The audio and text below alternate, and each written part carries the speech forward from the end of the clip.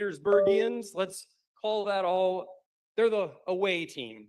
Tonight, I'd like you to meet the best and brightest in St. Petersburg, and I'd like you to see this as a way to bring the best back to St. Pete. I'd like you to see these people as your new home team. Thank you.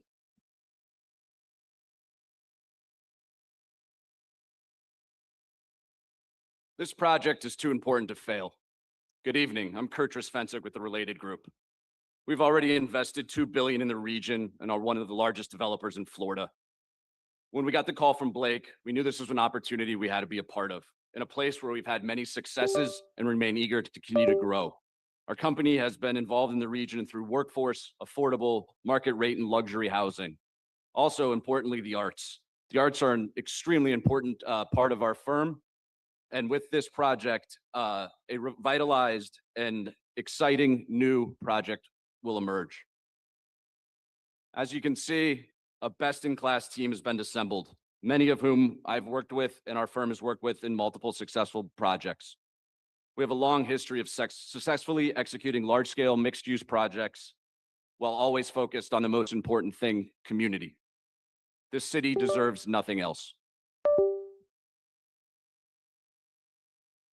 Elliott Management is one of the oldest investment managers of its kind. We've been around for 50 years and we're headquartered here in Florida.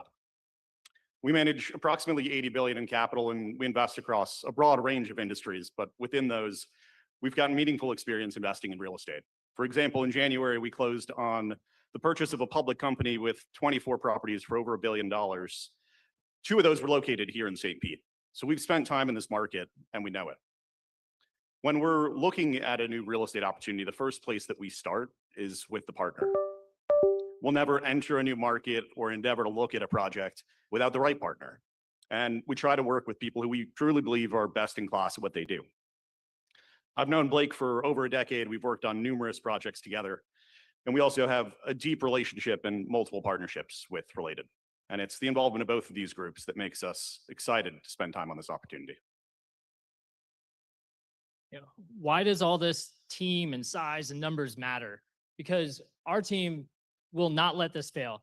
We want to provide the most value to the city of St. Petersburg and have a team that's going to deliver. So we have provided the highest numbers on all these categories on the value side of the equation. But why is that important for St. Pete residents? Because the value that creates. 30,000 jobs, $30 billion in economic development. 3.3 billion goes to our small and minority businesses. 2.7 billion in tax revenue that we can put towards a few things that we might need. Stormwater, all those other cash. That's why it's important when you're a St. Pete resident. We think about the other things. And of course, the housing, 3,600 affordable housing units. And we're going to make sure that we have the least amount of infrastructure used in this project. Money from the CRA. All right. So we've seen the team. We've seen that we have the resources to start immediately and see this all the way to the end. But again, why does that matter? Why does that matter if we can't guarantee that we provide what's best for St. Pete? So how do we do that? So first is the legacy. The first thing we did was study the history, but that wasn't it. That wasn't enough.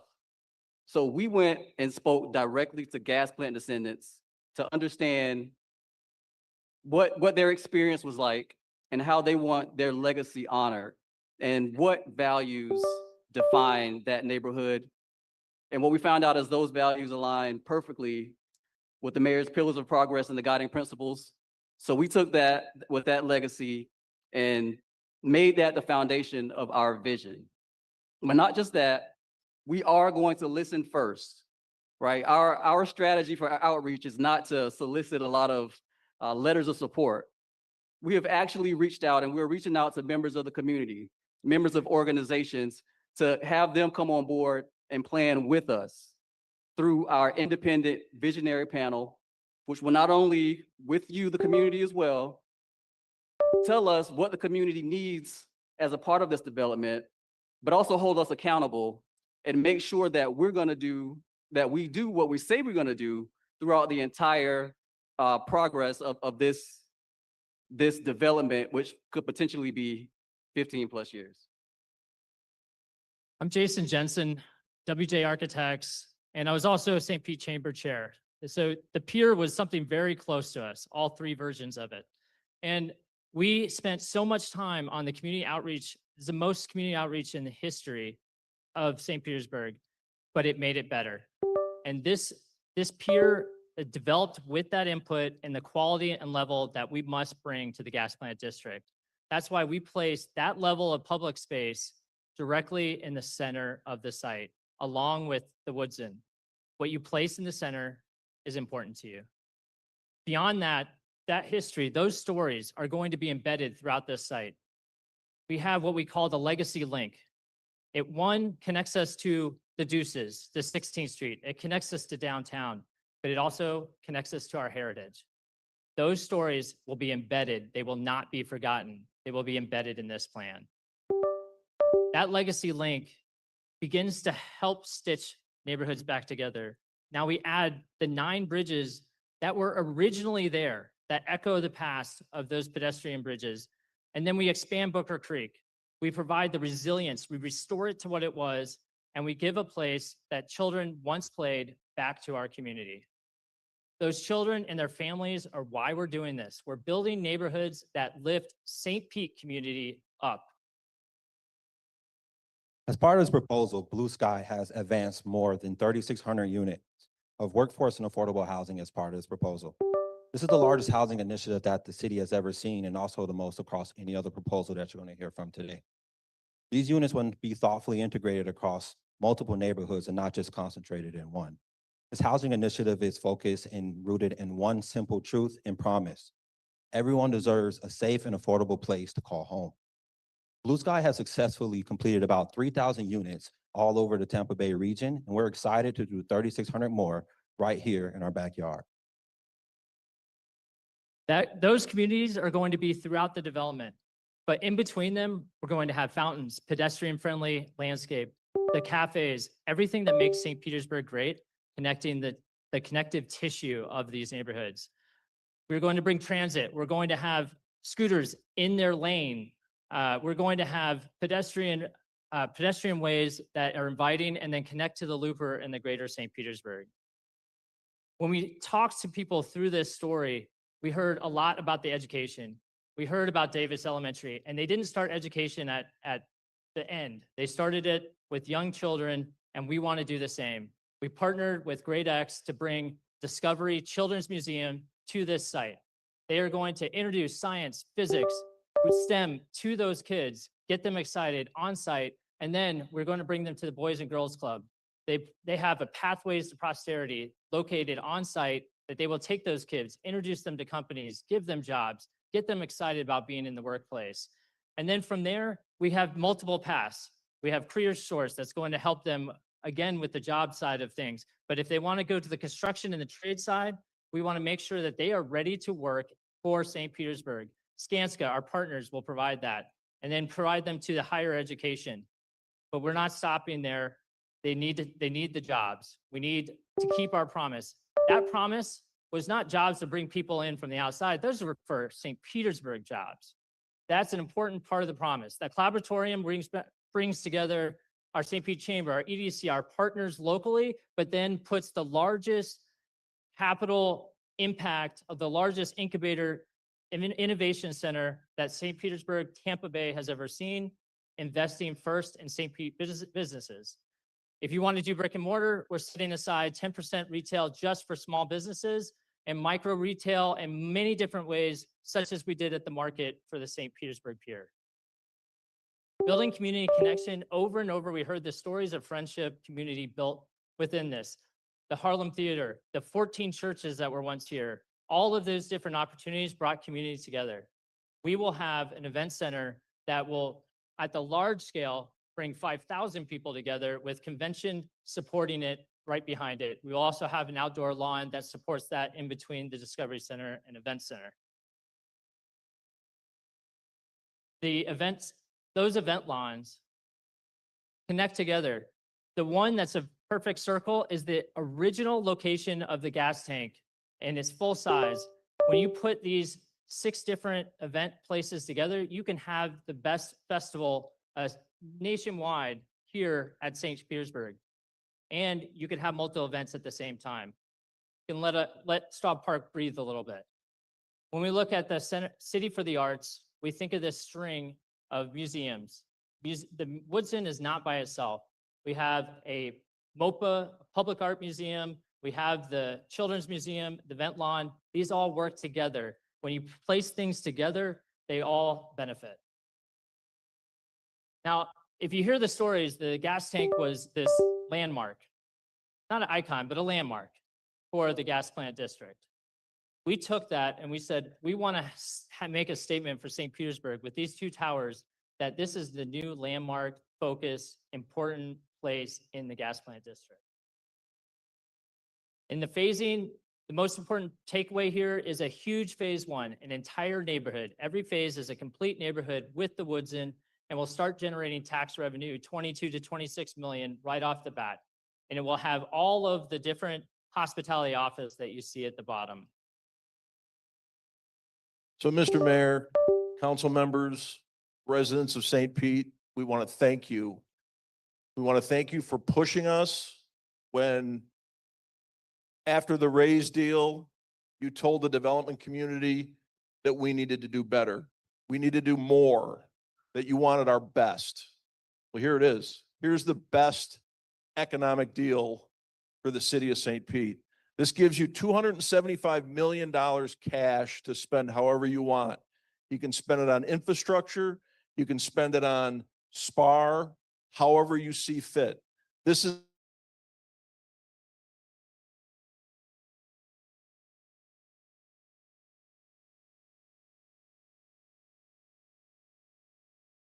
units than any other proposal. This is our economic promise, and we will keep it. Good evening. I'm Ryan Griffin. I'm a lawyer. I'm a small business owner, lifelong St. Pete resident. However, I'm here today because I am a dedicated community servant. I've served as the president and the chair of the Chamber of Commerce, the Grow Smarter Equitable Economic Development Strategy, the St. Pete Arts Alliance, the Bayfront Hospital Foundation, the St. Pete Bar Association, as well as serving on numerous other boards. I say that because St. Pete isn't just where I live, it's who I am. And I haven't found anybody who loves this city, I thought, as much as I do until I competed with this team, and their passion for this city rivals mine, and it should. I've been a part of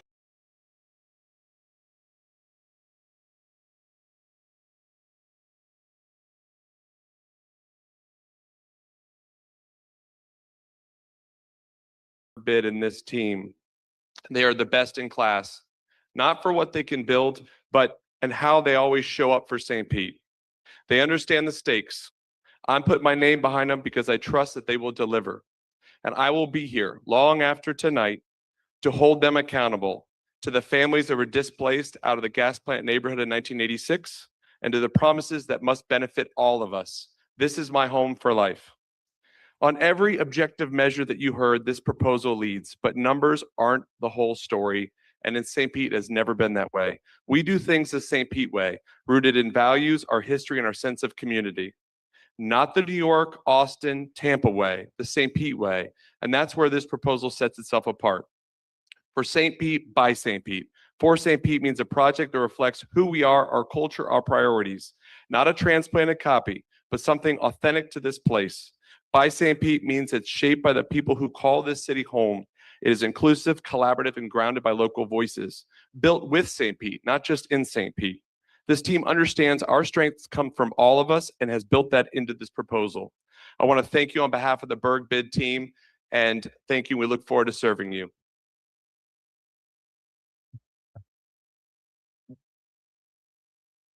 Yes, yes, yes. Let's hear it. Berg Bid.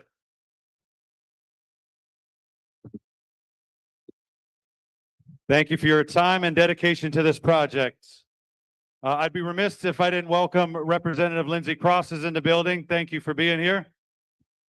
And I also got a text. Councilmember Copley Gertis is watching online. His daughter had a talent show. So no more important title than father. So way to be there for your little one, Copley. All right, now it's time for our next bid. Please join me in welcoming Foundation Vision Partners.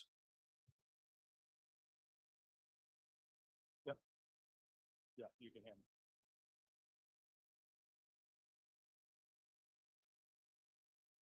Time will start. Can you put our proposal up there? Oh.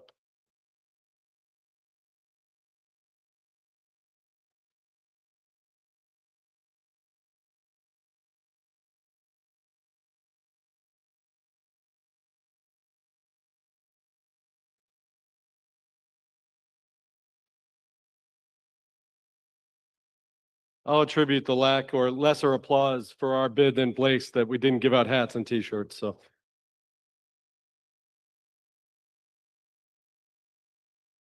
Great. Okay. Amber, do you have the clicker? Oh, okay. Time will start soon. Okay, great.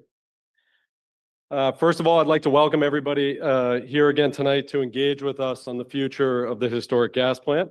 I'm Will Conroy, founder of Backstreets Capital, and I'd like to introduce you to my teammates, Alex Shapiro, Andrew Frazier, and JJ Rivers, all of whom have been integrally involved in this site through the Hines Raise proposal. And we all collectively have intimate knowledge of the site over more than a decade of experience. Also with us here tonight is Stantec, one of the world's leading civil engineering firms who, due to space restraints, is in the audience. There's a lot of information bouncing around tonight, and a lot of thrown at you across the various groups. So just for a roadmap, we're going to talk about three things. First, we're going to address the challenge and the opportunity. Next, we're going to talk about our plan, which is fundamentally different than everything else you will hear tonight and have heard for the last several decades. And then finally, we're going to talk a little bit about the proof, about how other municipalities have adopted the approach that we are recommending in a way that has led to incredible community benefits. So Foundation Vision Partners is here tonight to offer a new way forward, where we outline a process that keeps the 86 acres in control of the city and not turned over to a single developer based upon a glitzy proposal. We as a city have tried that multiple times, and frankly, it doesn't work. So we begin in earnest tonight by asking ourselves some real, hard, honest, and frank questions. Are we as a city, once again, going to hand the keys, all of them, to a single private developer? Are we as a city, once again, going to try a strategy that has failed somewhat spectacularly 3 times before? Are we as a city, once again, going to take undue risk that nothing happens on this site? Or, as we propose, does the community choose a different path, one that keeps the city firmly in control, puts the community in the driver's seat, and finally delivers the neighborhood that our great city deserves? My friends, we think the answer are very clear. It's worth saying it out loud. 86 acres, nearly 15% of the downtown area. There's nothing like this site in all of Florida. This is sacred ground. It was the heart of a thriving and unified Black community. And today it is our westernmost gateway to downtown, the first impression for every visitor that visits our great city. The opportunity in front of us is generational, and yet so is the responsibility. I firmly believe that what the city chooses to do with this neighborhood will define the next chapter of St. Petersburg. Before we talk about the solution, it's worth understanding how we got to another round of RFPs. In 2007, a $450 million waterfront stadium was proposed. The global financial crisis hit, plans halted, and the site remained untouched. In 2020 and 2021, the city issued an RFP for a mixed-use development without and with a stadium. Multiple bids came in, the preferred proposal was selected, and then it was discontinued. The economics had changed, city priorities had changed, and the city moved on. In 2022, we tried yet again, this time a $6 billion stadium-anchored mixed-use development. Multiple bids received, years of intensive negotiations, which I was previously a part of. And in early 2025, the deal had collapsed. And yet again, nothing to show for it. And now in 2026, we are right back at the starting line, right back at the Coliseum, being asked once again to pick a single master developer. 3 times, 3 completely different contexts, different economic cycles, different development partners, different politics in the same outcome. That, ladies and gentlemen, I would argue is not bad luck. That is reflective of a structural problem with the process itself. And the problem is this: when you bundle everything into an all or nothing single developer deal, where one development entity is responsible for designing the master plan, for designing all of the infrastructure and building all of the infrastructure, and then delivering 40 some odd buildings on a 86-acre site, you create a single point of failure. One market fluctuation, one financing contingency, one developer contingency, one political shift, and we start all over again here at the Coliseum. St. Petersburg cannot afford another false start.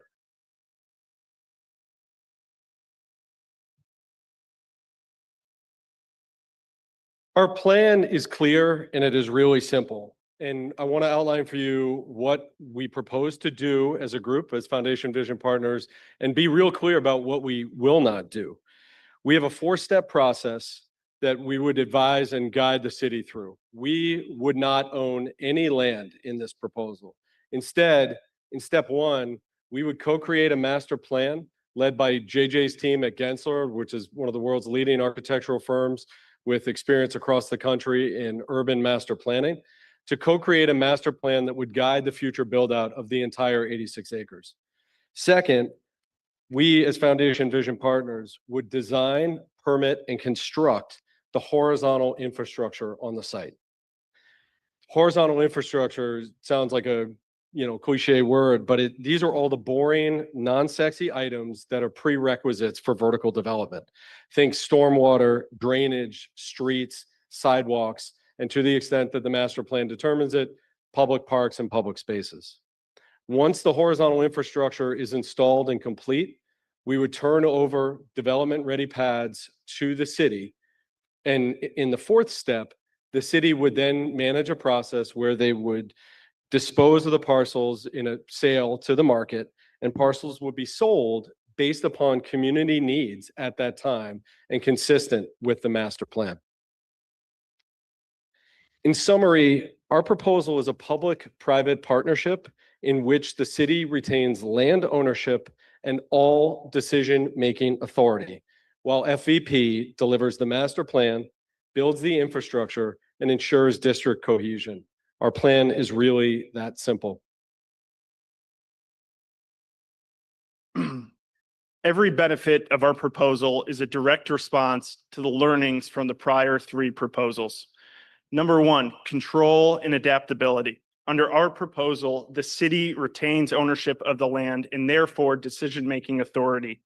With that control, the city can incorporate ongoing community input and community priorities over the next 15 to 20-year build-out period.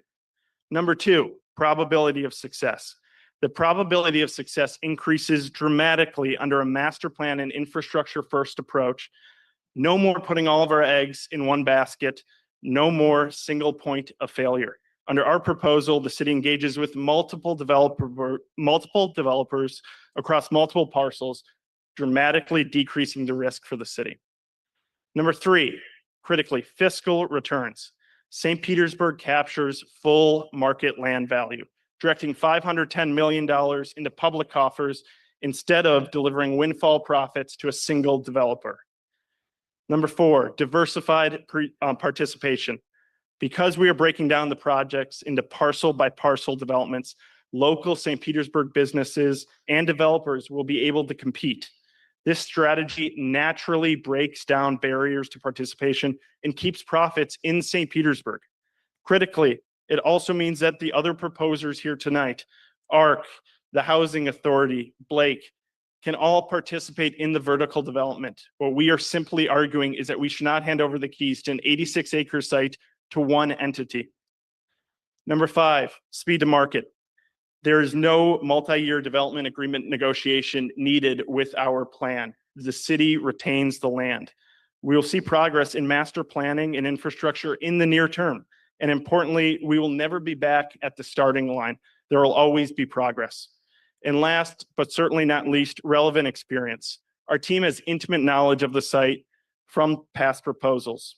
That knowledge and the community relationships we forged over 3 years will give us a head start. Thank you, Alex.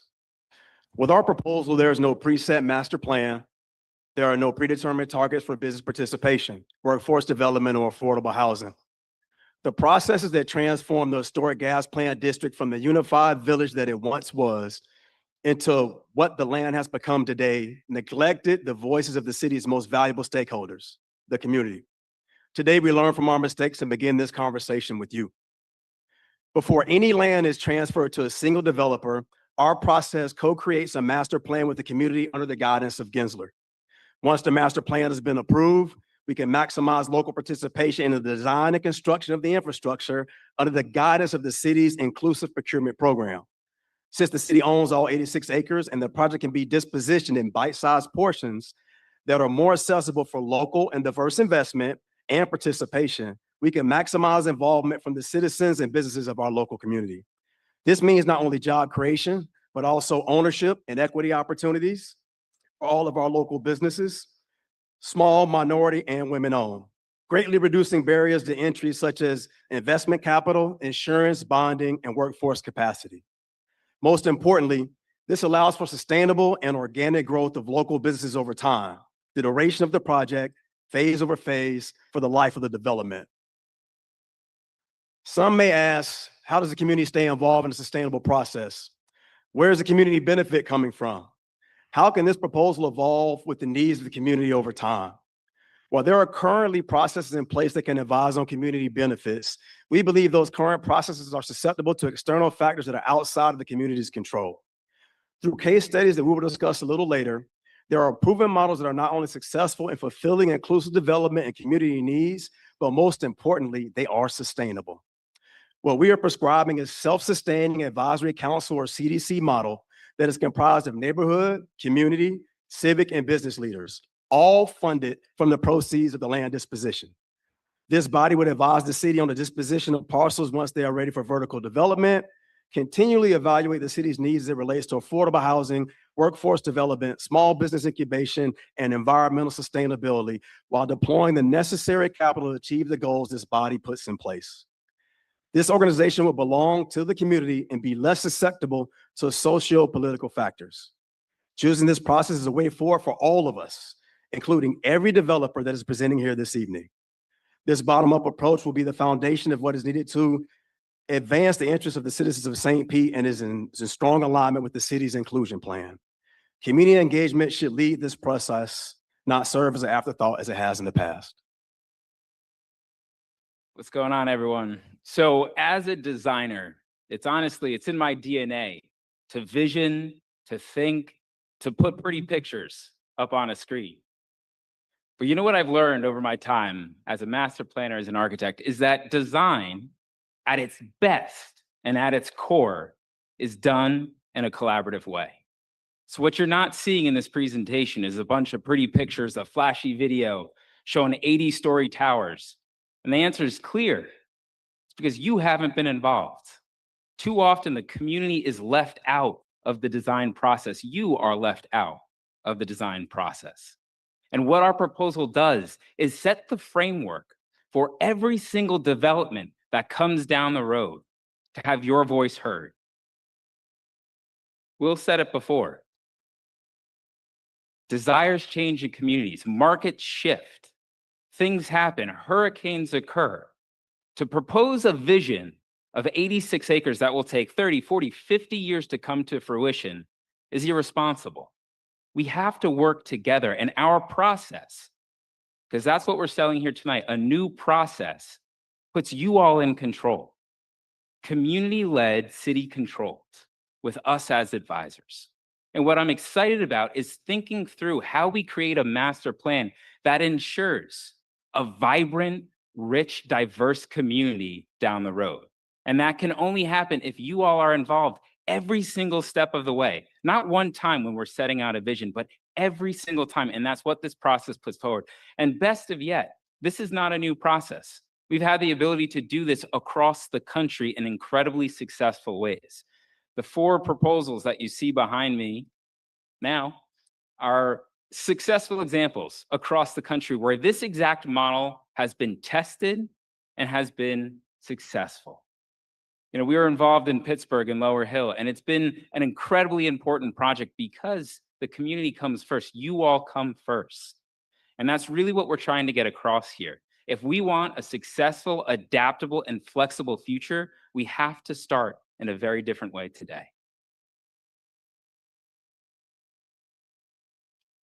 So as I promised you a few minutes ago when we started, there'd be a lot of information thrown at you tonight, and we're only, a little less than halfway through.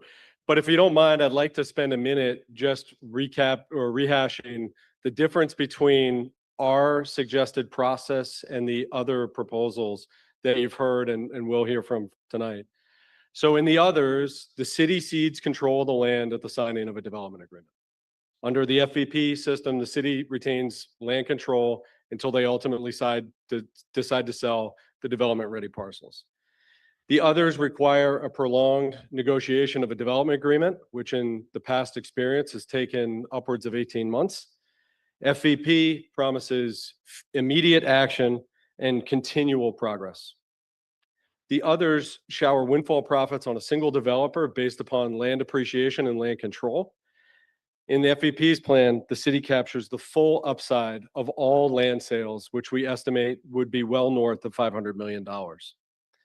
The others lock the city into a single developer and a single developer-driven deal for many decades, while FVP provides adaptability to move with both the community and the market as things shift. The other plans restrict participation, rightfully so, to the needs and whims of the single developer who owns the land. FVP allows for diversified participation, and the intention is that the majority of the profits would be kept local through local participation. So finally, I want to finish with one thought for all of you. And the redevelopment of the historic gas plant is a generational project that demands responsiveness to multiple generations of our great city's residents. Our plan will grow and evolve with the needs of our city. There are 8-year-olds on the playgrounds at Campbell Park today who will participate as decision makers, as developers, and as owners in the future phases of this development. And that is exactly how it should be. We look forward to answering any of your questions tonight in the Q&A and also engaging with all of you in the weeks to come and the months to come, and we thank you for your time.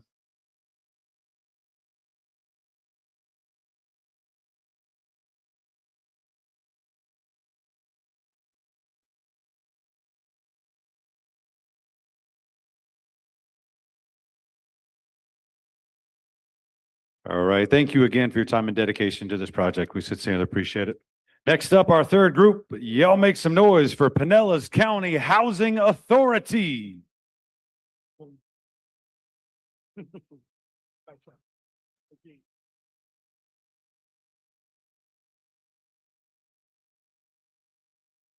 Stand? Yeah.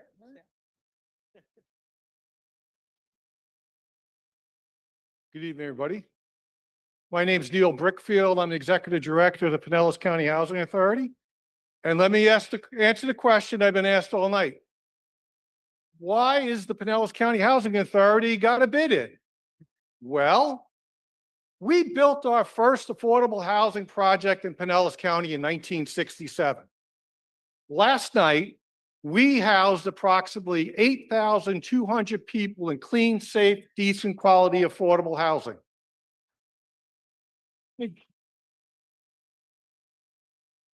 And about 3,000 of those people were our low-income seniors. And we're going to talk a little bit about mission and values and a little bit about our project. Is that okay with everyone? Nice. Okay. Our mission: provide quality, affordable housing and improve the lives of residents. Our vision is we aim to set the standard for affordable housing in Pinellas County, and we believe that everybody deserves a quality place to live. Yes? Our project is not 86 acres. Our project is about 6/10 of an acre. with a very specific purpose. Where our project is to build 80 low-income senior units with a preference for people who were displaced from the historic gas plant districts. And I know what you might be thinking. Can these guys pull it off? Well, we picked a very specific team, Ascension Realty, Atlantic Pacific Companies, and our architect isn't up here, Mr. Hammond, BDG. Right now, affordability or affordable housing is a need. Would everybody agree? And right now, as we stand here, we have 430 new affordable and workforce housing units being built in the city of St. Petersburg. In fact, if you go over to our alcove, there's a QR code, and if you're interested in one of those units, please use the QR code to get on their interest list. Now, I'm going to turn this over to John Barquette, and he's going to tell you how we got here. Thank you very much. John Barquette, I have been here for over a quarter of a century in the city that we all love. I see a lot of familiar faces tonight. Yes, we've been down this road multiple times.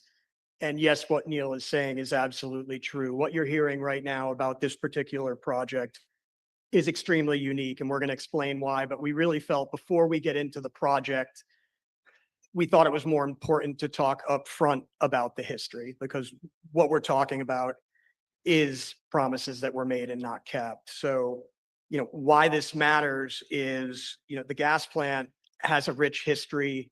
It was a community, and a lot of what you hear, whether it's keyboard warriors or all of the email blasts that we get repetitively on a daily basis, refers to it as the land. And it's more than land. I have a 38-year analytical background, and when I look at it, if we're just looking at land and return, that's highest and best use. And that doesn't include why you guys are all sitting in the audience right now. We're here because we love St. Pete, but we all recognize that there were promises that were not kept. So with that rich history of the historic gas plant, there was also a history of displacement. So, we had families that were forced to leave. And just think about that for a minute. What we're talking about is really bringing housing to the community for the most vulnerable population. And we're looking at it as, we have seniors on fixed incomes. We have rising housing costs with a risk of even more people being displaced and pushed out of our communities. We have seniors right now, people that literally have to make a difficult decision between, do I pay my rent? Do I pay for healthcare? Or do I pay for food? Let alone, is that food even healthy? And that's a whole nother topic. But this site sits at an intersection of history that must be acknowledged, and a need that requires action today. So we've heard about timelines. There's been multiple references to how long it takes to navigate, how long it takes to navigate this process. Even before you get into a development agreement, we need to go through, it's input from you all as the public. It's our Community Benefits Advisory Council. It's council before you even get into a 12 to 18 month drawn out development agreement negotiation. So what you're seeing right now, really great illustration of why this site is very unique. So the bold lines that you see in blue and red identify the 86 acres that we keep hearing about. The little star that you see that is not in the 86 acres was never part of TROP 1.0, TROP 2.0, TROP 2.5. It was picked up as an afterthought in an unsolicited offer in order to attack basically units that were promised to be built on site within the historic gas plant. That's important. And if you look at timelines, that was August of 2022. Fast forward, the unsolicited offer that you see on the right-hand side from the Rays and Hines was intentional, and it was very smart, right? It was a very smart way to attack an issue that we all know we need right now. What makes it really interesting, though, is that it makes this site unique because this site is something that is actionable right now. So we don't need to wait. The site stands on its own, and that's a really important fact. This is urban infill at its finest. It is impactful. We are talking about 0.58 acres. So I'm going to get my math geek out on you. 0.58 acres compared to the 86 acres is 0.65% of the overall master plan that we're talking about. The amount of units that we originally proposed and are proposing is 80 units, and we're working on more units, but those 80 units, if you compare those to the 600 units that were promised to be built in the entirety of the Ray's Hines proposal as an example on site, as opposed to the 600 that were mitigated, was 13.5% of the total units to be built. We're going to bring them to market in a matter of years. That was a commitment to build them in a matter of decades. And this is deeply, deeply affordable housing. So again, it does not need to wait. You know, let's show, you know, how this team can get you there, because there's questions about the ability to perform. What I want you to see right now is our team listening to what the community has said they want, and proof, not promises. So what you're going to see when you look around, you guys have put on some, you know, great displays. There's more to come. We're not the flash and the sizzle. That's not what it's about. We're not pretty pictures, but, you know, we've got built, occupied, and operating deeply affordable housing right here in St. Petersburg, in Pinellas County. And what you're going to see now on the screen is an extremely recent example of that. Across St. Petersburg and Pinellas County, affordable housing is more than a need. It's a foundation for stability, dignity, and community. Good morning and welcome. My name is Chloe Firebaugh, and I'm the chair of the Pinellas County Housing Authority's Board of Commissioners. Thank you for joining us today for this special milestone. Heritage Oaks is fully occupied, and that tells us something important. The need is real and the work matters. Home is where dignity is protected. Home is where independence is supported. Home is where people feel safe, respected, and connected. At Heritage Oaks, home means a place where seniors can age with stability, comfort, and pride. My name is Javette, and I'm a resident here at Heritage Oaks.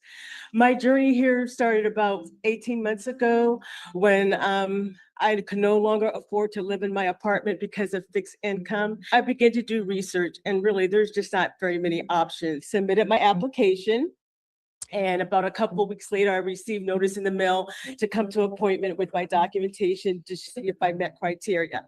And I did. They even allowed me to choose my unit. Through partnerships and long-term commitment, Pinellas County Housing Authorities have delivered communities designed for quality living. At Heritage Oaks in Largo, seniors now have a place to call home, safe, affordable, and connected. The history of the historic gas plant district is one of resilience and unfinished opportunity. This proposal is about continuing that story by creating housing that reconnects people to community. For many seniors, affordability isn't a preference, it's a necessity. Housing is more than a roof. It's security, dignity, and most importantly, peace of mind. This is what it looks like when housing works. These are not just buildings. These are communities. Places where people feel safe. Places where people feel connected. Places where people feel at home. Our mission is to provide quality, affordable housing and improve the lives of residents.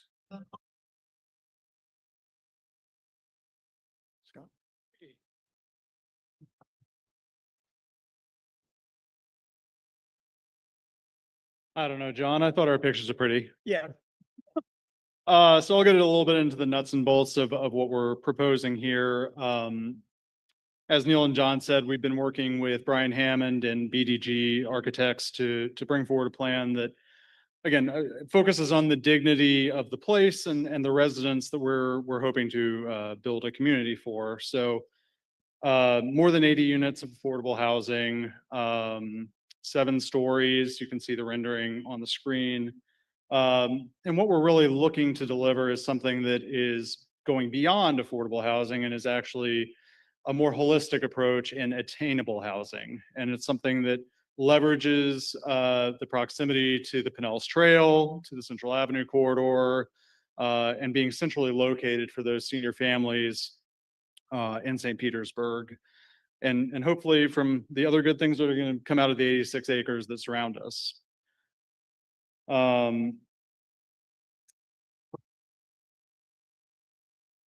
And I think that our units are also very generously sized and appropriate for the community that's going to be living there. John, do you want to talk sort of about the context that we're creating? Yeah. Sure. What I would say is having, gone through this process, I actually, we're in a different time right now. I grew up literally in a multi-generational house with my grandparents on the second floor. That doesn't exist. People can't afford that anymore. And a lot of people, they just don't have the wherewithal. What we're designing is something that people have that is their own, that is at a higher level. I think you can see from what you saw with Heritage Oaks, this isn't what you anticipate for affordable housing. It's to another level. So yes, absolutely designed with dignity. Yeah.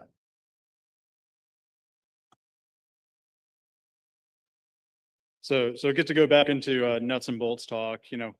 We want to make sure that what we're presenting here is also very actionable and deliverable, because we think there's a great opportunity here to really fulfill the promises unkept on a timeline that is something that we can actually see on the horizon.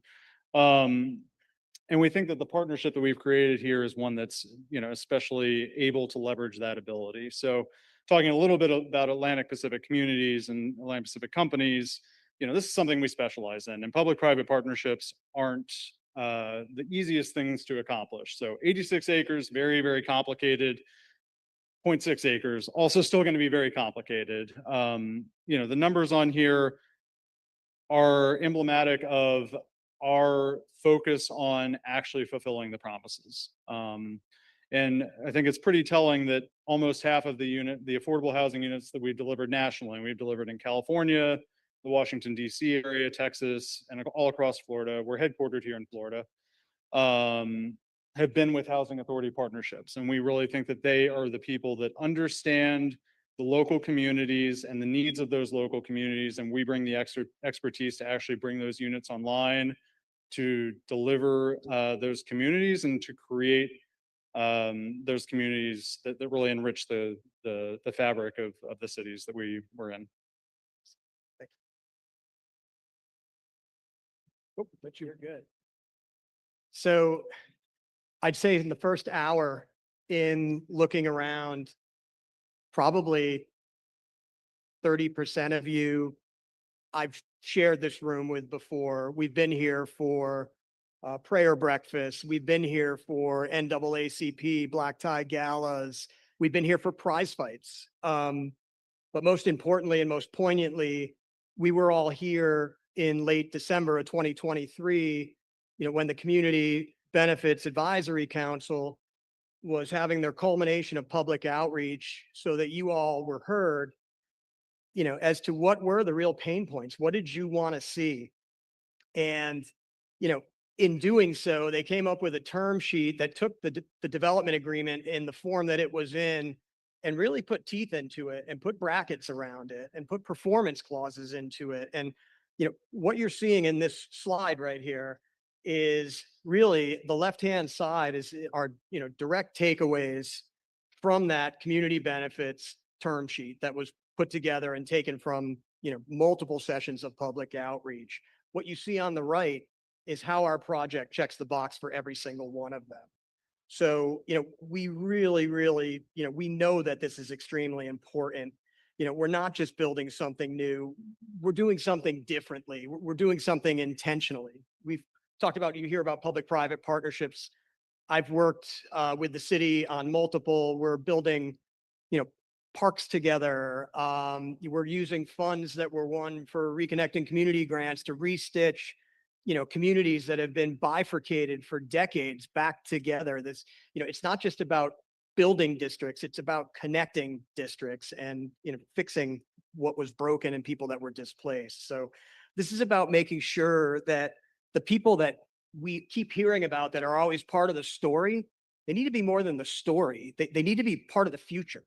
And that's what this project allows. So this is a responsibility that we take very seriously. Thanks, John. I'm back. So why us? We meet a need, don't we? We meet the community benefits that have been spelled out. We just showed you that. We know what we're doing. Do you guys remember how many units we're building today in St. Pete? 430. Very good. You're an excellent audience. And if you're a person or a family that was displaced by the from the historic gas plant district, we invite you to sign up on this QR code for our interest and alert. You're going to be alerted when the mayor recommends us. You're going to be alerted when the community benefits committee passes us. You're going to be alerted when the city council approves us. You're going to be alerted before the application process opens so you can be ready. And most of all, I see it as if it's happening right now. You are all going to be invited to our ribbon cutting. This community made a promise to residents. And when we cut that ribbon, that will be proof that this community keeps our promises, won't it?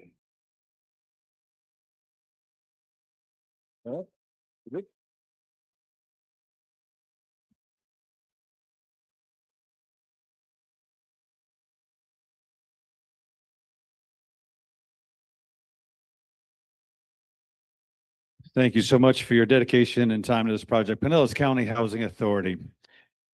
Yeah, there you go. Again, we can clap. We're having fun tonight. And for our final presentation, please join me in welcoming Ark Ellison Horace. And just a reminder, we do have the QR code on the screen. Please use that to submit your questions. This will be the final group, and then we will go into our Q&A session. Thank you.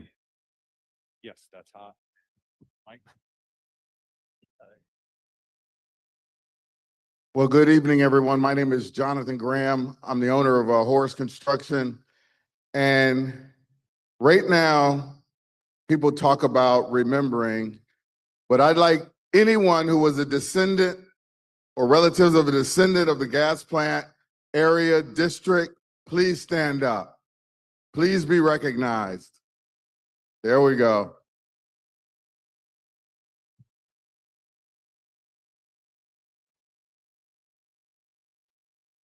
Everyone comes and they talk about what they're going to do for the gas plant area and to remember it. But I grew up in the gas plant area.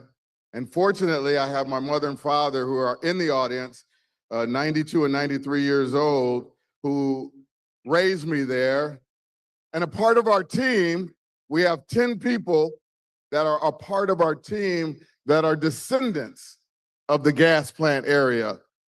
So just talking about what we can do and remembering is different than being a part of it and helping mold it through getting the right partners. You see, before we talk about what's being built here, we definitely need to talk about what was here. Not really as a history lesson, but really as a foundation for everything that we're going to do. Really, this area, this land has a story. Before it was a dome, before there were concrete and parking lots and everything around, there was a neighborhood. It was this gas plant district, a place where people just didn't live, they built lives. Families planted roots, literally. They planted roots. Mango trees, guava, sugarcane in their yards. Religious edifices were on every corner. Black-owned businesses were thriving.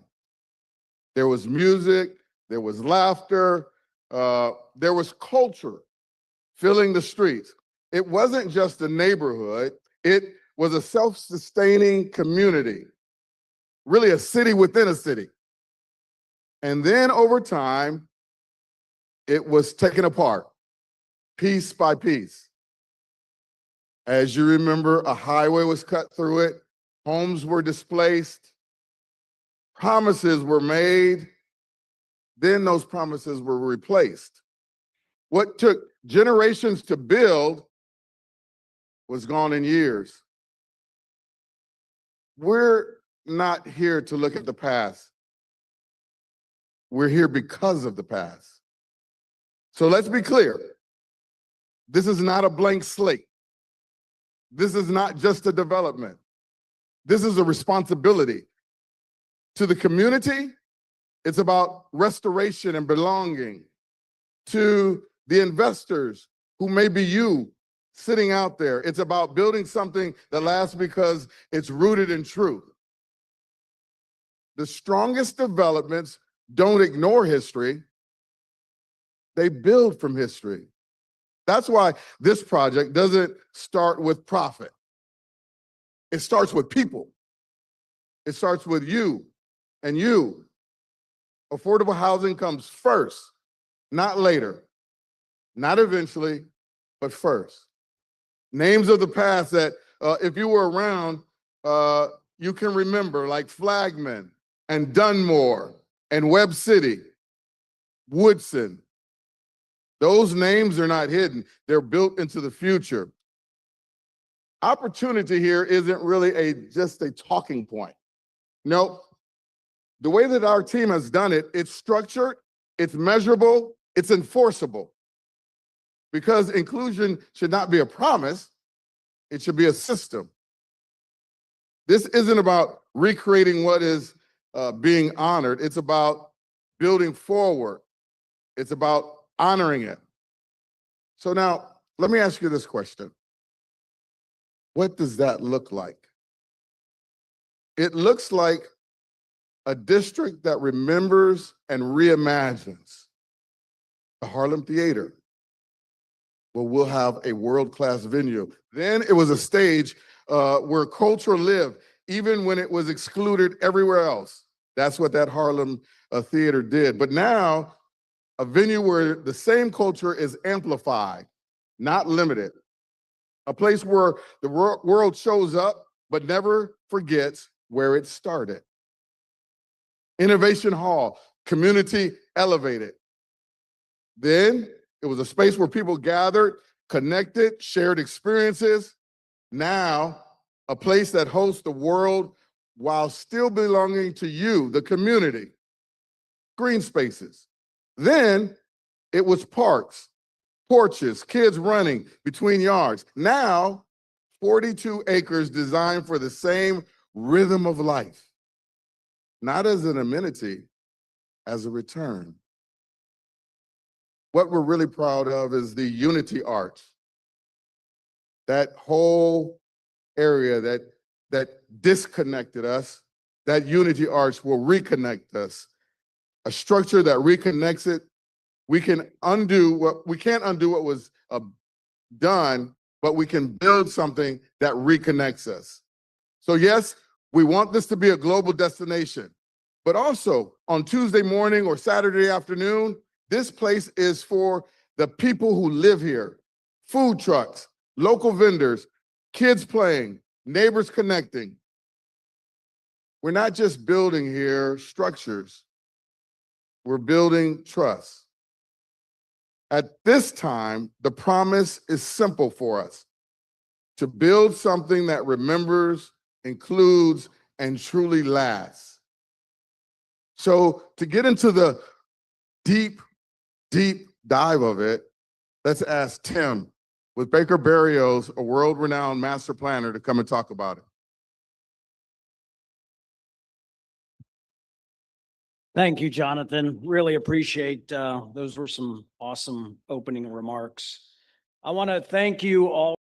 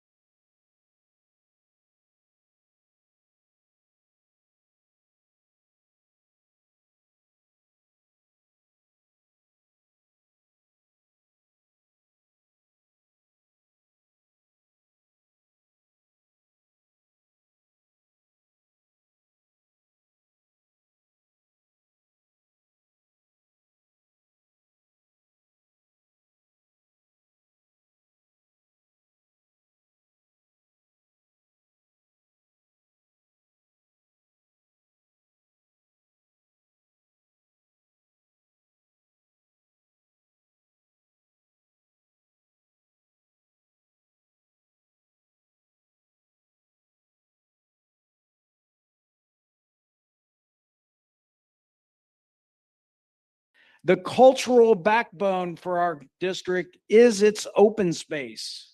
At the center of the plan is a central park organized around historic structures that become the heart and the living room for the community. Booker Creek is also reimagined as a continuous linear park extending through the district, up and over the highway, and reconnecting South Central neighborhood back into the district. With this bridge over the highway, it is a symbol of unity for our project and for the community. It includes a museum that sits beneath it and underneath the arches, celebrating the people and the history who made this place. Together, these parks create shaded walkable connections, forming the heart and the identity of the district, serving as a stage for community life. In our plan, there's something for everyone.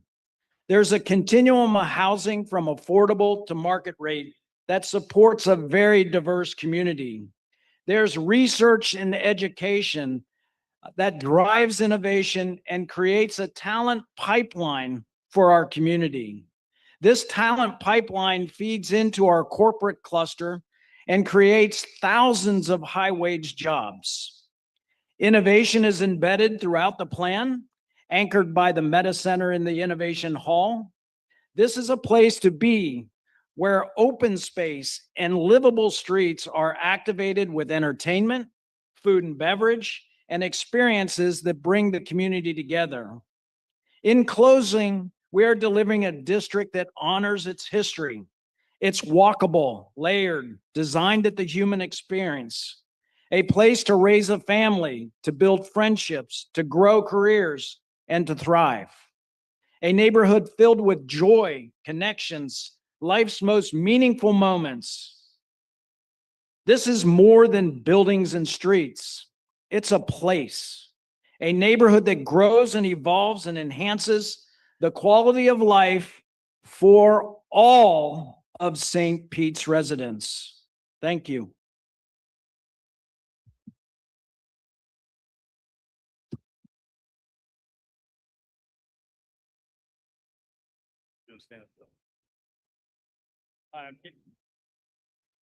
Hello. Hi, I'm Casey Ellison, CEO of Ellison Development. This is Paul Wilson, CFO and CSO of ARK Invest. And we're going to talk about how we're approaching ownership differently. Not symbolic participation, but real participation. With the ARK Ellison Community Growth Fund, we are building a blockchain-based structure that gives community members a distributed stake in this district. With minimum investments as low as $500, the community members can invest directly into the district so that when this district succeeds, the community succeeds. Not just through access, through ownership. This community will not just benefit from the future, they will own a piece of it. So now compare that to what we have today. Compare that to the alternative. For example, a stadium mostly recycles money that is already here. Local spending on the game instead of spending elsewhere in the community. Research has consistently shown that that's exactly what happens when you do not build with intention. Most of that spending is simply shifting from one pocket to another. The model that you've already heard about and that you will hear more about is different. It works differently. Our model is specifically designed to pull money in that otherwise wouldn't be here or wouldn't come to St. Pete at all. New visitors staying in hotels, new businesses choosing to locate here, new entrepreneurs starting new businesses, new investors that have no current connection with the city. That's genuine economic activity, not a shuffle. That translates in our estimate to 28 billion in economic output for this region over the course of the project and beyond. We estimate over 30 years. And for the city's 120 million commitment that we're asking, we're projecting 239 million in direct infrastructure improvements, streets, utilities, public spaces that benefit the city long after the ribbon cutting. The question, we think, isn't just what gets built, it's who benefits from it being built here.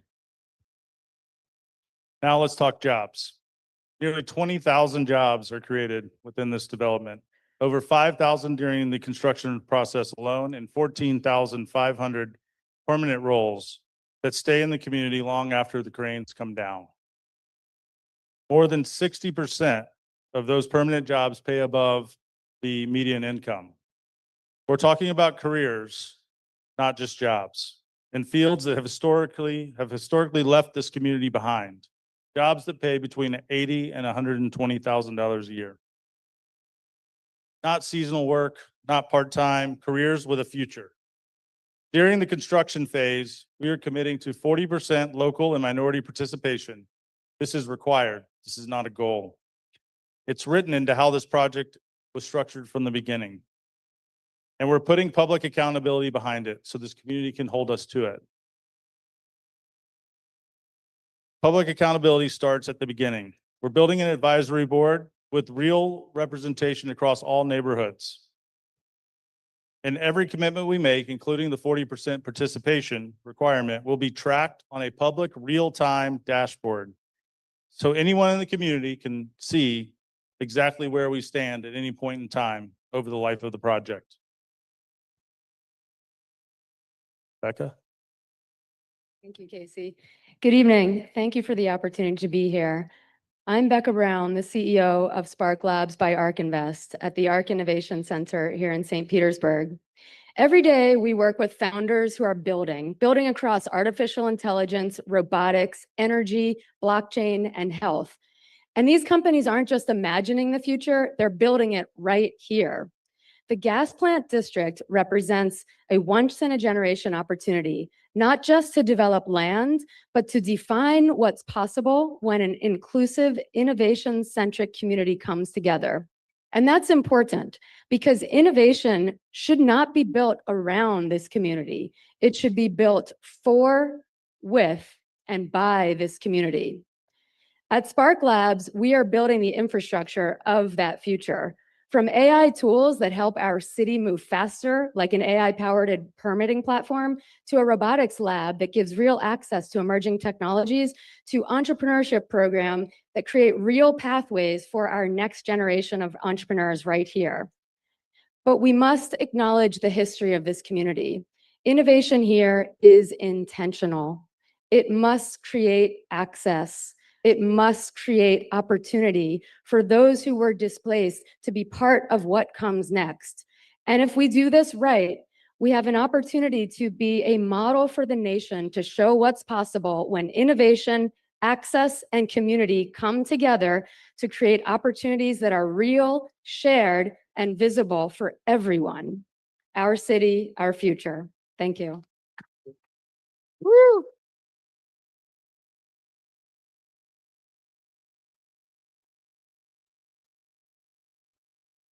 Thank you once again, Mayor, for being here and all the other dignitaries here and the community. It's so great to see this community here for this event.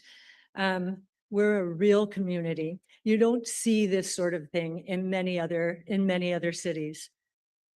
So I think many of you know I and ARC moved here in 2021. We chose St. Pete because we thought we could make a difference. We thought we could contribute. And we have.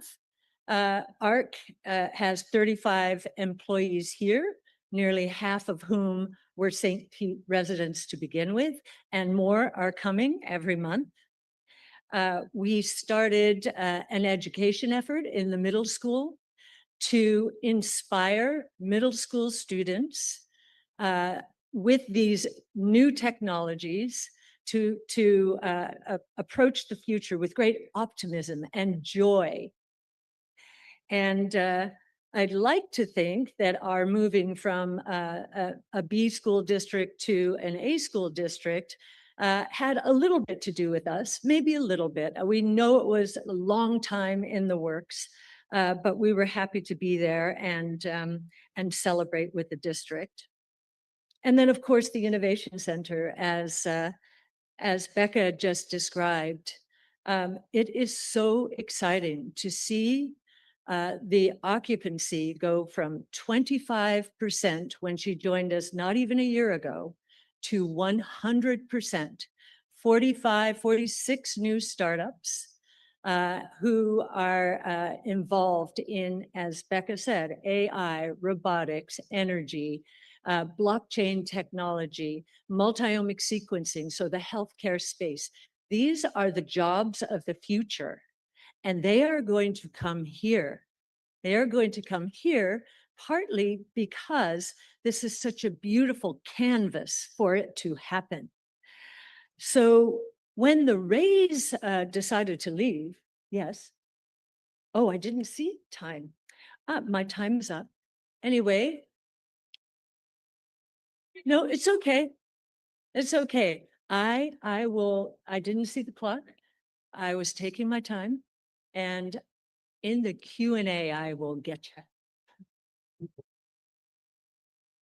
Thank you. Please give it up one more time. ARC Ellison Horace. So we're going to transition over to our Q&A now. Just give us a minute or two. We're going to get the clock reset. And we're going to get the QR code is up there for any last minute questions. We're going to get that set up and then we'll get right into that. Thank you. Every team.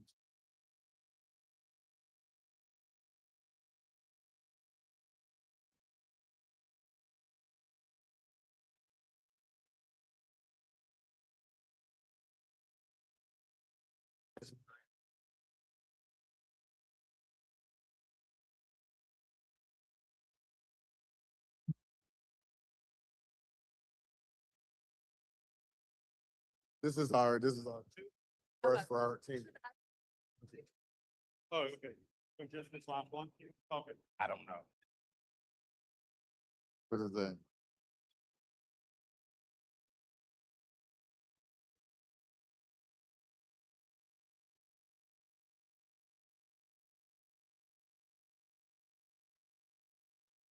Yeah, yeah. They are hot.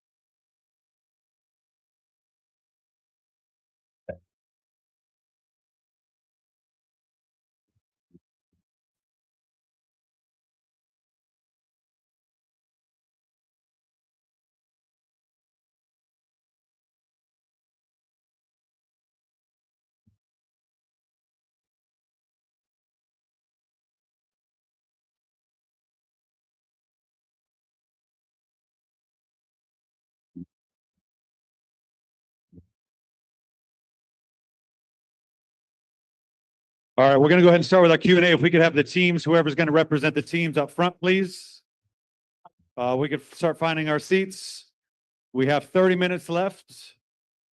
So let's get through these questions. They are very important questions. I know people want to get some answers. So again, if we could have the teams, whatever team members you'd like up here representing your team, come on up and we're going to start asking some questions.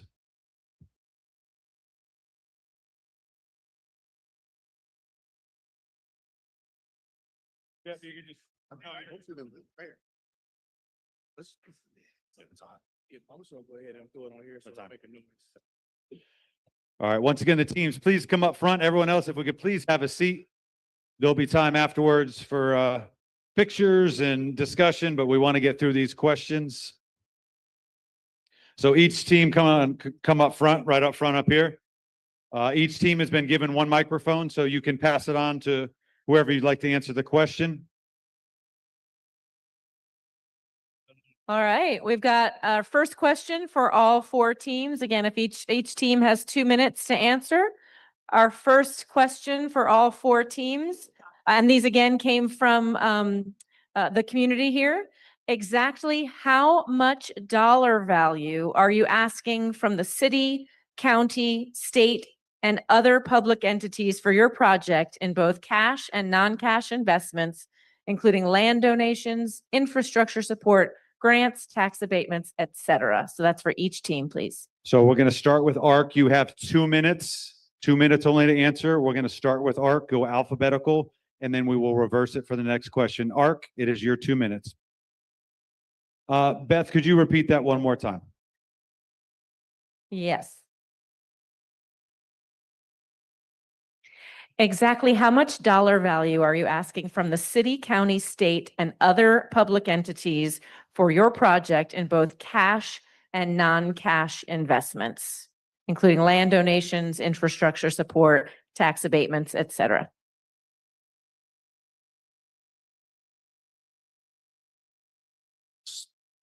So we are asking for $120 million from the city to seed the infrastructure. And what that money returns back to the city is about $400 million of public infrastructure that will be, the ownership will be retained by the city. That, so there is a good return on that money. We are also talking to the state, the Unity Bridge. The FDOT is partnering with us to help fund the Unity Bridge over the I-75 spur. Next, Berg bid. Me? Berg. There we go. In our proposal, we are only asking for direct infrastructure funding from the CRA that already exists. What the infrastructure budget comes out to, we'll determine that publicly, ask for it from the CRA. That is the only public funding we're asking for. Next up, Foundation Vision Partners. So remember, our proposal is different than the others in that we are not asking for any money for ourselves or for our proposal. What we anticipate is that the city in phase one, which is all the land east of Booker Creek, will invest $70 million approximately dollars of its own money into its own land. So there is no capital or no funding that is given to Foundation Vision Partners. It is money that the city invests in itself, such that when those parcels are developed and the infrastructure is put in place and ultimately sold, the city reaps all of the benefits of those land sales, whatever they may be.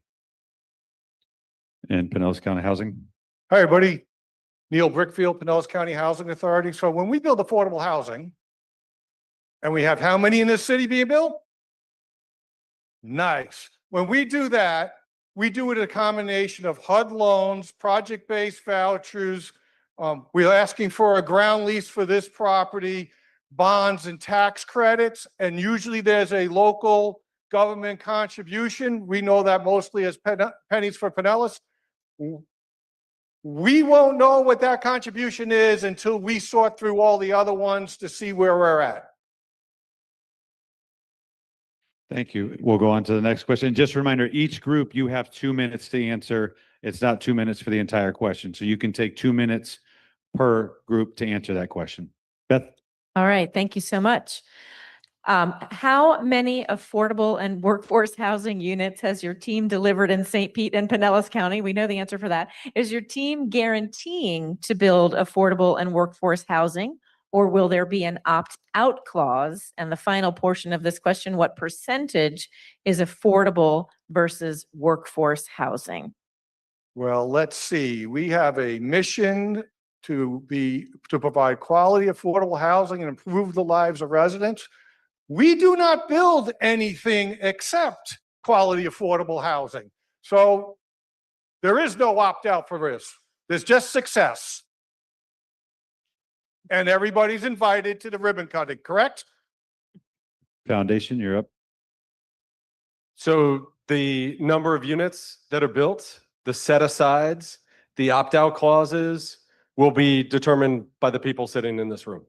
As part of the master plan, both today and into the future for subsequent phases of the vertical development, it is the city and the capital C community that will make those determinations, both at time of the initial master plan adoption and then in subsequent phases. Because remember, as part of our plan, as the city sells parcels in the future, it can dictate and change the use case for that individual parcel based upon the community needs at that time.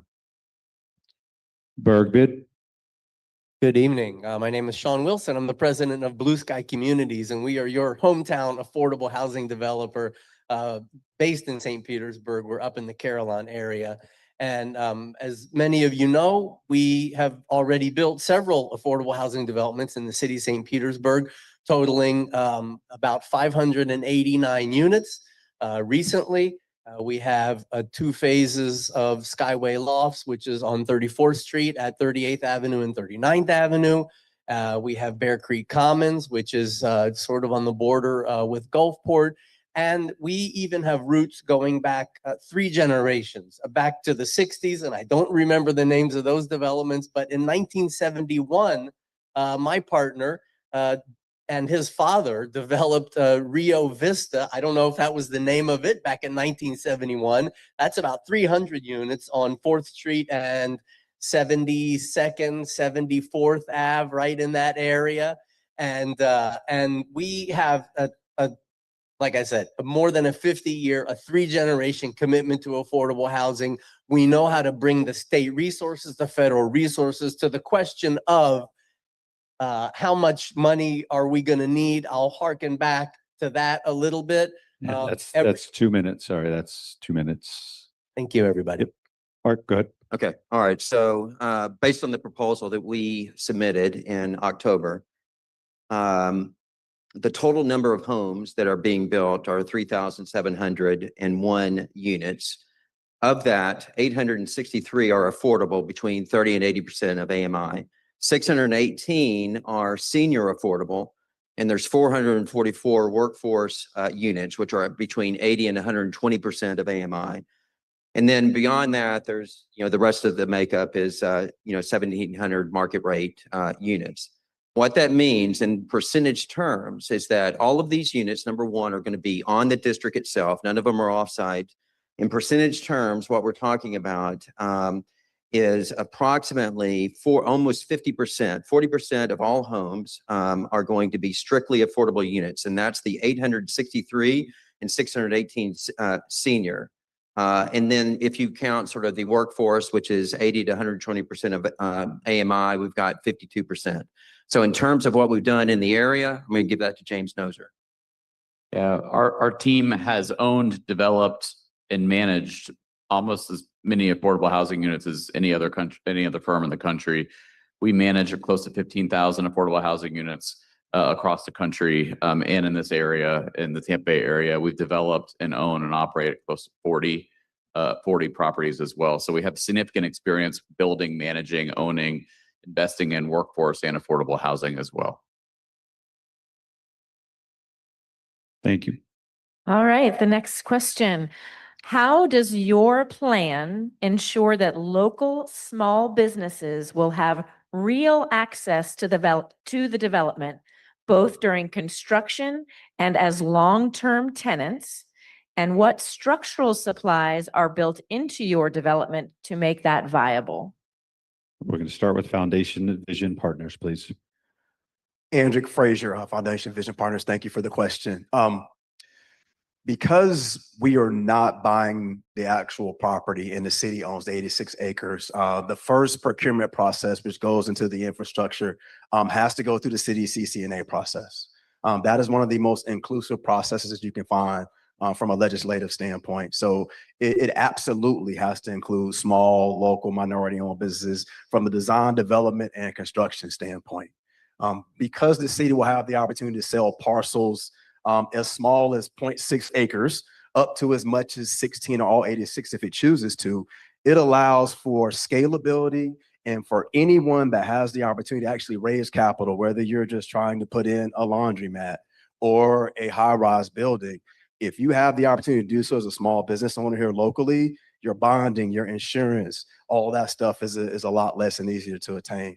The other part I think that's most important about our plan is, as Will alluded to during the presentation, there's not going to be a long process as it relates to what needs to go into the actual development agreement. So what that means is that we can start people to work here sooner than any of our competitors, number one. Number two, we also have the ability from a workforce development standpoint to have scalability across all phases of the project. Thank you. Pinellas County Housing Authority.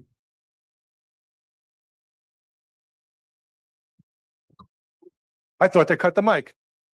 Guys, the question is if the local business is going to be involved in our project. Has anybody here tried to hire a contractor lately? Not only are they going to be involved, We need more people to show up and work on our projects. There is not a surplus of people building right now. Everybody's struggling with contractors. So if you're living here locally and you want to work, we got projects going. We're accepting applications today. We'd be happy to have you.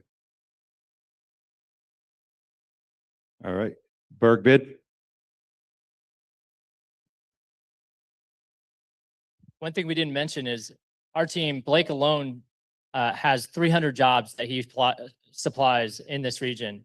Our firm, the rest of the team, we have literally hundreds of additional jobs that we are providing alone. Now, when we get to the site, we want to make sure that we have multiple opportunities. We want to build in the micro retail, the market similar to what we did at the pier, multiple places, brick and mortar options for that. The collaboratorium, we are already bringing in partners and other partners that we can't mention today because we can't mention new things, right? But this is going to be the largest access to capital opportunity in Tampa Bay once we're done with this. And I want to talk a little bit about our fund as well. Sure. So we have a community investment fund with a matching program so that locals can actually invest in this project. Additionally, one thing we should really note here is that a key part of our plan is that we have a massive first phase. What does that do? We have housing, office, retail, parking, all of these things that support job growth for locals on our site from the beginning. The last thing is $3.3 billion in WMBE work. We're working with our partners that are going to have mentorship programs that have existing programs to ensure that local community is involved in the construction of this process. We are here. We're going to make sure that happens. Thank you. And Ark? Yes, that was the premise of us teaming together was our small business encouragement and minority building. We were already doing this. And right from the very beginning, we figured that there would be about $7 billion that we're earmarking for the construction side, which is about 40%. But beyond just helping and giving the opportunity to the small businesses, minority businesses, we're already doing this. We have already teamed up with institutions like Job Corps that are trying to facilitate their people. Different ones, we have their First Forward program or Move Forward program that we're working with, but also the small businesses, the retail. We're looking at 15% of our retail to be targeting small businesses, those who are starting with their food trucks and want to move into something else or a small retail shop. We're targeting those too. So our Wait, me. 40% during construction, which the construction it's going to be about $7 billion that will be given if the 40%, $7 billion.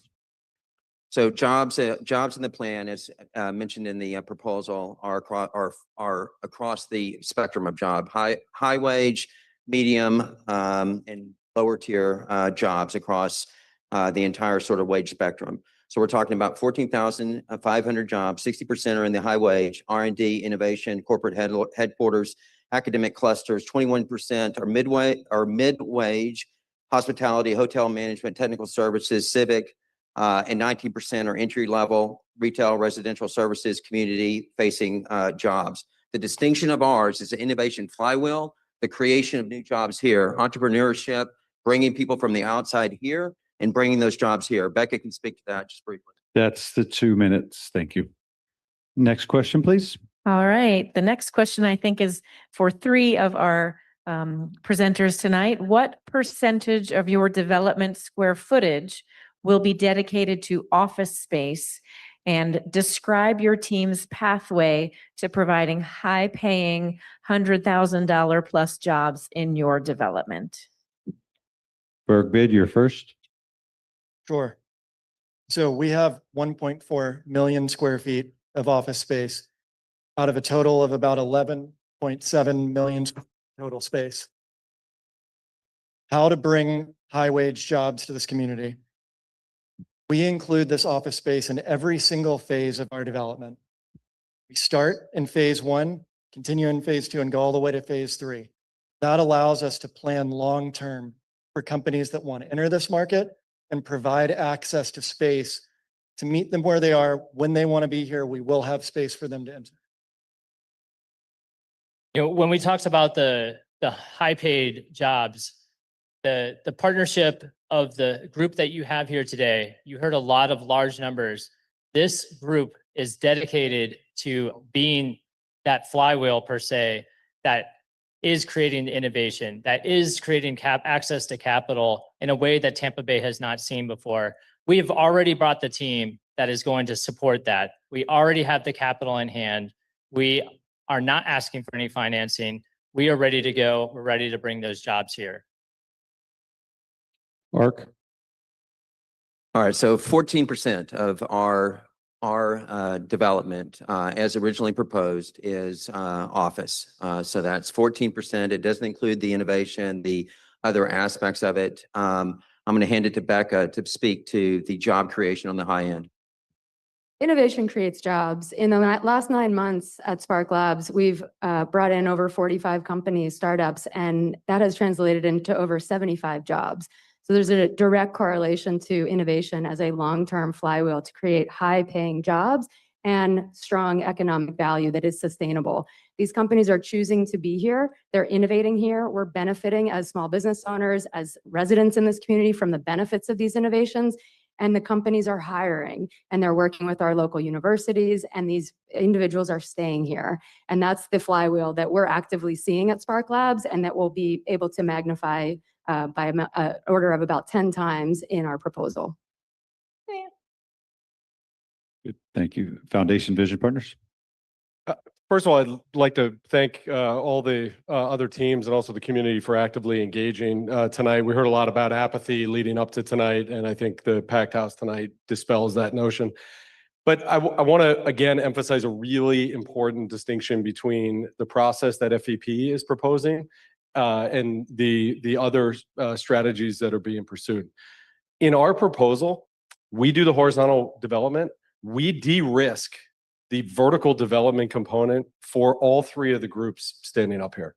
And we would fully anticipate, frankly, I think we'd hope that whether it's the collaboratorium, whether it's the innovation lab, whether it's senior housing, that once we do our work, that all of the great ideas you're hearing from the other competitors tonight would in fact be incorporated in the development that happens vertically. That those ideas are really impactful and important for our community. Like Blake, I've spent a lot of time as an entrepreneur in the city creating jobs, and it's the most meaningful thing that we do as residents of St. Pete. So under our proposal, the job creation ideas from both Blake and the ARC plan, which are really, really good ideas, can be implemented once we finish our horizontal infrastructure work. Thank you. All right, the next question for all our developers or proposers, please share how your proposal connects to adjacent neighborhoods. Specifically, how does your design promote healthy, active, and safe connectivity? We'll start with Pinellas County Housing Authority. Good evening. So we didn't pick that 0.6 of an acre by just throwing a dart at a map. We picked it very specifically. Why? It's about to be connected to the Pinellas County Trail. It's got access to downtown, got access to transportation. It's built with our partner, Evera Healthcare, is going to have a health clinic on site. So we took health and connectivity and put it at the top of our list.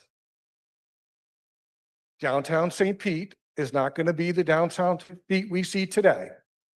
As it grows, our project is going to be connected to the entire neighborhood. And let's not discount, I think it was 40 years ago, people were asked to leave or told to leave. And our project is specifically designed to welcome them home. Next up, Foundation. Hi, everyone. I just want to reinforce something that's been said through our partnership before. You're not seeing pretty pictures with massive buildings or massive public parks or anything because you haven't been part of the process to date within our plan. So when we talk about horizontal infrastructure, it's kind of a stale word, but it basically means what is the public realm experience that we all want? And we have a very robust idea about how to do community engagement first, so that we're thinking about cohesion between the existing communities today and what will come next on this site. And as Will just mentioned, we expect every single group up here, you all out in the community, to be part of that future, developing together, because connection and cohesion is one of the most important things that we can do to create vibrant mixed-use experiences that are flexible enough over time. Because remember, this is a 20, 30, 40, 50-year project that we're talking about.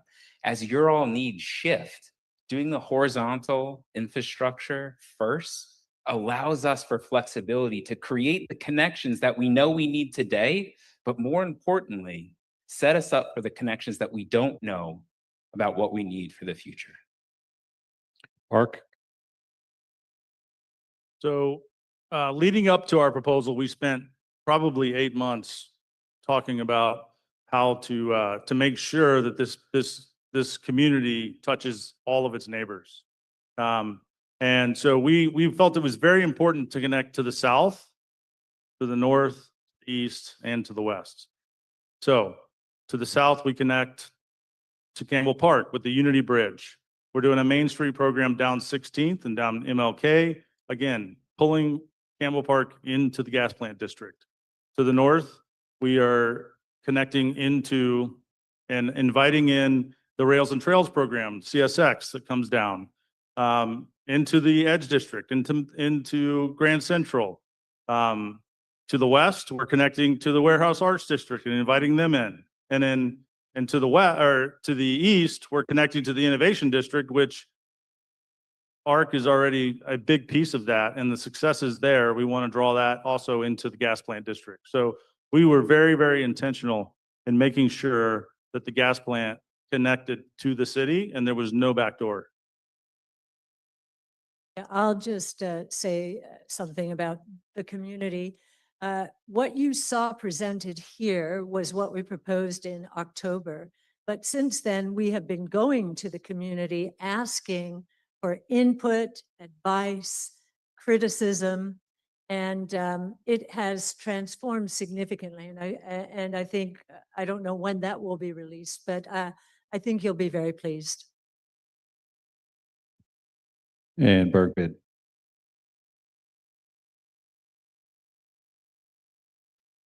In the 30 days that we were reviewing this, we really took into account our history of knowing this city.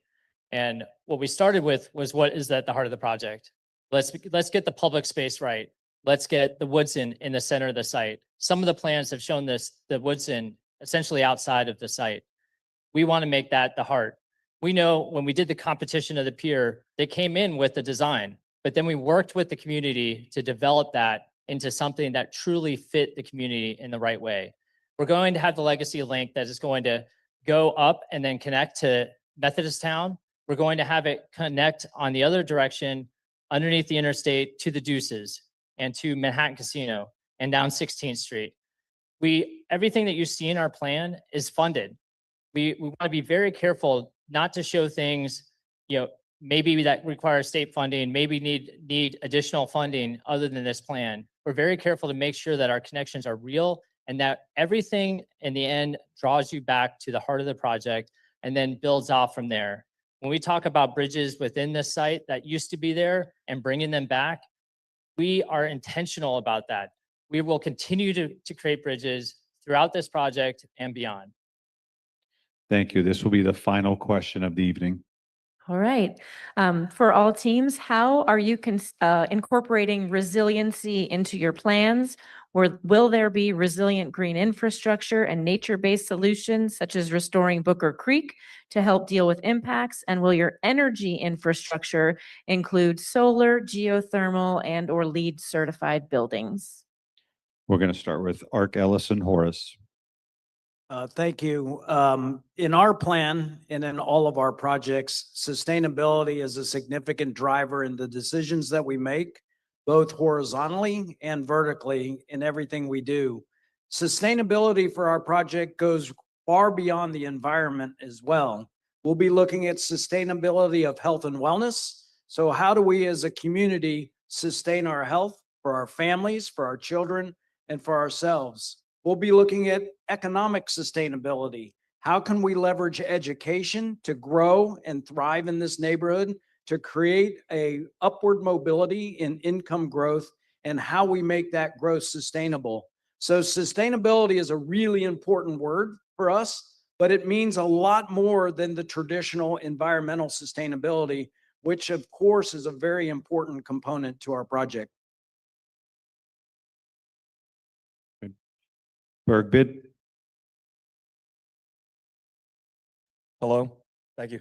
So sustainability is not just a word for us. Neither is resiliency. It's a way of life. You know, I've worked with Wanamaker, Jensen, and Moto, and all these teams for years, and we really do bake in the sustainability and resiliency. You know, I've been a resident of the city of St. Pete for 20 years. I sat on DRC. I helped with the integrated sustainability action plan. We know it by the back of our hand. The urban canopy. We've baked in, you know, 8-inch oak trees to start. So we have the urban canopy reducing the urban heat dome effect so that on our pedestrian pathways, people have shade. We've got a 13-acre park along Booker Creek with green space on both sides to provide stormwater attenuation and treatment volume. So when we have another Hurricane Milton that gets 18 inches of rain in 12 hours, we have water. We have a space for that water to go. We have green roofs. We have a event center that doubles up as a evacuation shelter. It's generator powered. We're also very familiar with Resilient St. Pete, the new initiatives with the city of St. Petersburg and Mayor Welch, the SPAR program. And I'll let Tom talk. So I mentioned the SPAR program earlier in our presentation, the St. Pete Agile Resiliency, a very important program in the city to make sure that things work when they need to work. We have utilities that are going to serve this site, but we also have utilities that are going to go through this site serving other people. So everything we do, we're going to be thinking about not only the people that are on this site, but the people that are going to be served by the utilities within our footprint. Thank you. Foundation Vision Partners. Well, just again, a huge thank you to everyone coming out tonight. I know this is the last question. You guys have taken a lot of time out of your evenings to be with us, to listen to all of our proposals here. So again, just thank you to everyone for coming, for showing up and making your voices heard. You know, sustainability, resiliency certainly are buzzwords that were just mentioned, but you know, one of the things that's really important about our proposal is it matters as much as your voice makes it matter. So with our proposal and the horizontal infrastructure that we're proposing, it allows a pathway for many different aspects of sustainability to come into this future development. It's up to you, it's up to the city officials to make sure that as we start to develop the parcels that come online with other developers, with you all engaged in the process, you can mandate what happens. You know, showing green roofs and PV panels on renderings are all well and good, but I'll tell you, as soon as costs hit the road, a lot of times those get value engineered out. You guys have the plan and the voice and the opportunity with our proposal to make sure that those are mandated in from day one as we develop and start to really, you know, think through what this is and what's the best path for all of you. But again, thank you guys very much for showing up tonight. Pinellas County Housing Authority. Take us home. All right, well, first, how about a hand for our two American scientists today? They worked really hard. And Representative Lindsay Cross is here, and she's an environmental by education, so I have to be careful with this question.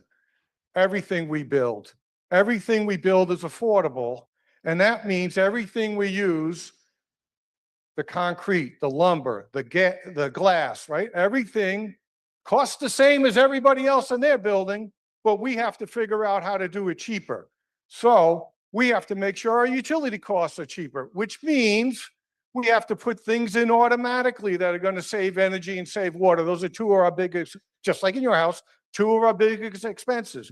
We always build to green standards, and we don't want to rebuild anytime soon. So resiliency, how are we going to build a building for 50 years?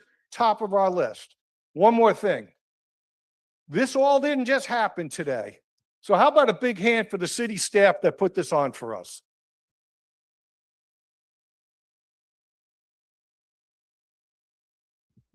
Yeah, I was just going to say, Tim brought up a really good point. It's also human sustainability and resiliency. You know, we're bringing people back to an area that they were forced out of, and we just can't forget it. Thank you so much. Please, one more round of applause for everyone. All their time and efforts don't go unnoticed. Thank you so much. We appreciate everyone who joined us tonight. On behalf of our Mayor Kenneth T. Welch and our entire City of St. Pete team, thank you for being here in person and online. We appreciate your engagement, your questions, and your continued interest in the future of the historic gas plant. A reminder, this evening's program has been recorded and will be available on stpete.org. We also have a QR code up on the screen. That is for feedback. We'll be posting a link along with the video where you submit your thoughts and proposals. Feedback window will be open through May 30th. We anticipate Mayor Welch making a final selection in June, followed by a full community benefits process and formal negotiations with the selected group. Thank you and good night.